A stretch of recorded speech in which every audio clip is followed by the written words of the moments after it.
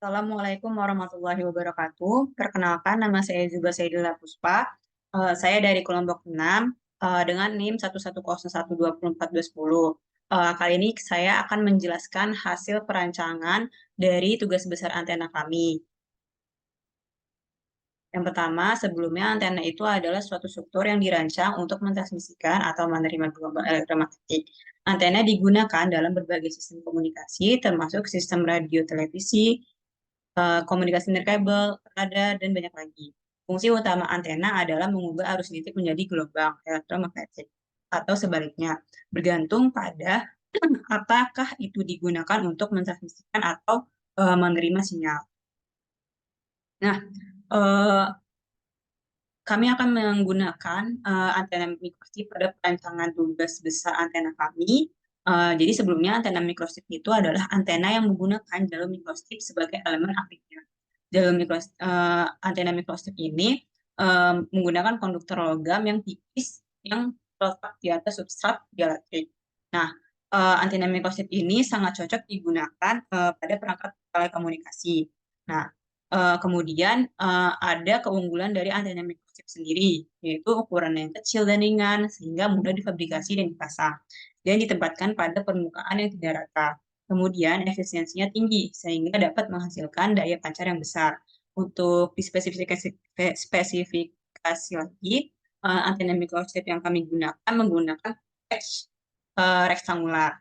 Nah, kenapa?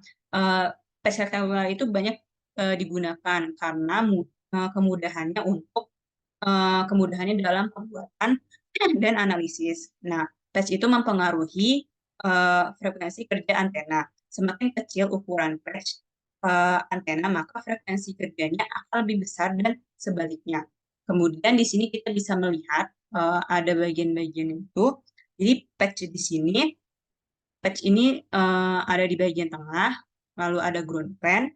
Jadi ground plane itu apa? Ground plane itu sebagai reflektor atau merefleksikan radiasi yang dihasilkan dari elemen radiasi. Lalu kemudian di sini ada substrat. Nah, substrat di sini kita menggunakan bahan F4, yang dimana konsentrasi di elektriknya itu 4,4. Nah, substrat ini untuk mendapatkan performa antena yang baik.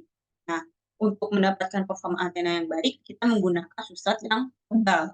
Karena dengan substrat yang tebal, konsentrasi di elektriknya rendah, efisiensinya yang lebih baik, kemudian bandwidth-nya yang lebar. Nah, kemudian selanjutnya ada eh, output hasil dari perancangan yang telah kita buat. Yang pertama ada VSWR, Voltage Standing Wave Ratio, itu suatu parameter yang digunakan untuk mengukur tingkat ketidaksesuaian. Dan dipaparkan juga di situ ada rumusnya. Kemudian ada return loss. Itu ada parameter yang mengukur seberapa baik daya yang dipancarkan. Nanti di bagian analisis itu eh, berupa S parameter kayak gitu. Dan untuk rumusnya itu 10 log 10 daya out dibagi daya in. Kemudian ada bandwidth, ada gain, lalu ada pola radiasi yang dimana nanti kita masuk apa nih antena kami itu pola radiasi apa. Lalu kemudian ada polarisasi. Nah, kita langsung masuk ke perancangan antena yang menggunakan software CSS Video Suite. Oke. Untuk spesifikasi antena microstrip, kita menggunakan impedansi input Z0 itu berupa 50 ohm. Lalu frekuensinya 2,4 GHz. Yang pertama kita menggunakan variabel W untuk panjang patch dengan 38 mm. Nah, untuk variabel L itu lebar patch. Eh, mungkin mungkin lebih baik menggunakan variabel yang seperti WP atau LP gitu ya, supaya lebih jelas lagi.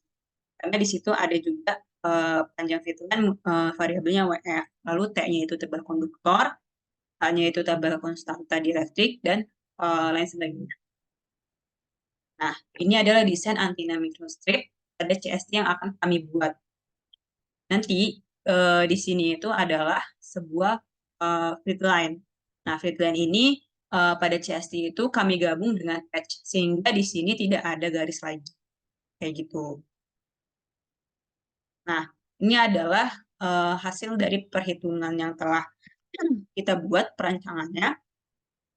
Return loss itu yang kami dapat berupa S parameter, dia termasuk sebagai return loss yang bagus karena memiliki min 20,90 yang dimana kurang dari min 10 dB gitu. Nah, kemudian